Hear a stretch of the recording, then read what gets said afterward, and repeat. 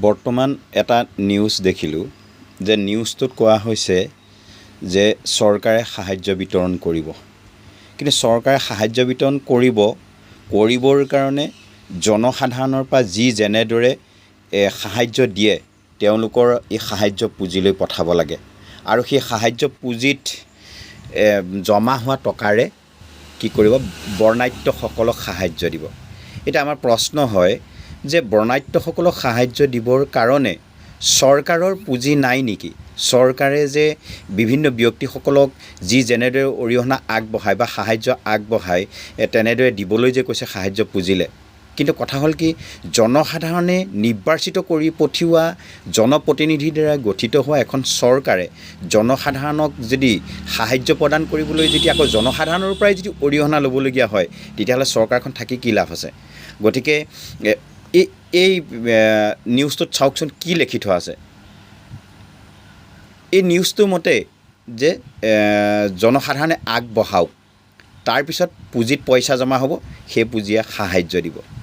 এতিয়া কথা হ'ল কি, দেশ এখন চলাবলৈ যেতিয়া কোটি কোটি টকা ঋণ ল'বলগীয়া হয়, তেতিয়াহ'লে এই জনসাধাৰণক ইমান দুৰ্যোগৰ সময়ত চৰকাৰে সাহায্য দিবলৈ পইচা কি ঋণ ল'ব পৰা নহয়। জনসাধাৰণৰ পৰা লোৱাৰ পাছত সেই চৰকাৰে সাহায্য দিয়াৰ কথাটো ক'ৰ পৰা আহিলে? জনসাধাৰণে সাহায্য দিছে। গতিকে চৰকাৰে ইমান দিনে একো সাহায্য নিদিয়াকৈ থাকি জনসাধাৰণে যিমান সাহায্য আগবঢ়াইছে, অৰ্থাৎ এই ছ'চিয়েল মিডিয়াত যিসকল ব্যক্তি আছে উদাৰ ব্যক্তি, সেইসকলে যি দান বৰঙণি আগবঢ়াইছে, তাতকৈ সেই দান বৰঙণিৰ টকাবিলাক চৰকাৰক জমা দিয়াতকৈ নিজে নিজে দান বৰঙণি দিলে বেছি ভাল হ'ব বুলি ভাবিছোঁ। চৰকাৰৰ দায়িত্ব হ'ল চৰকাৰৰ নিজৰ পুঁজিৰ পৰা দিয়ক, লোকৰ পৰা পুঁজি সংগ্ৰহ কৰি দিবলগীয়া অৰ্থটো কি? গতিকে এই নিউজটো চাই দেখি মনত ধাৰণা হৈছে, অৰ্থাৎ এই কথাকেইটা হয়তো কাৰোবাক ক'ব পাৰে যে অন্ধভক্ত, কিবা ভক্ত ইত্যাদি ইত্যাদি কথাবিলাক ক'ব, কিন্তু আচলতে কি বৰ্তমান পৰিস্থিতিক ওপৰত নিৰ্ভৰ কৰি কথাকেইটা ক'বলগীয়া হৈছে, বা তেওঁলোকে এই নিউজবিলাক যে দি পঠিয়াইছে বা দি আছে যে 12 কোটি টকা জমা হৈছে, তাৰ পৰা আমি বৰ্ণাঢ্যসকলক সাহায্য প্ৰদান কৰিম। কাৰ টকাৰে দিব? জনসাধাৰণৰ টকাই দিব?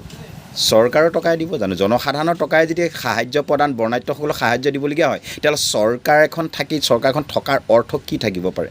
গতিকে আপোনালোকে সেই নিউজটো কথাকেইটা পঢ়ি ভালকৈ চাগে আপোনালোকে উপলব্ধি হ'ব, আপোনালোকে অনুভৱ কৰিবচোন বাৰু মই কোৱা কথাকেইটা শুদ্ধ নে সত্য। আপোনালোকে কমেণ্ট কৰি জনাব আৰু শ্বেয়াৰ কৰি দিব, আপোনালোকে যিমান পাৰে শ্বেয়াৰ কৰি দিব। ধন্যবাদ।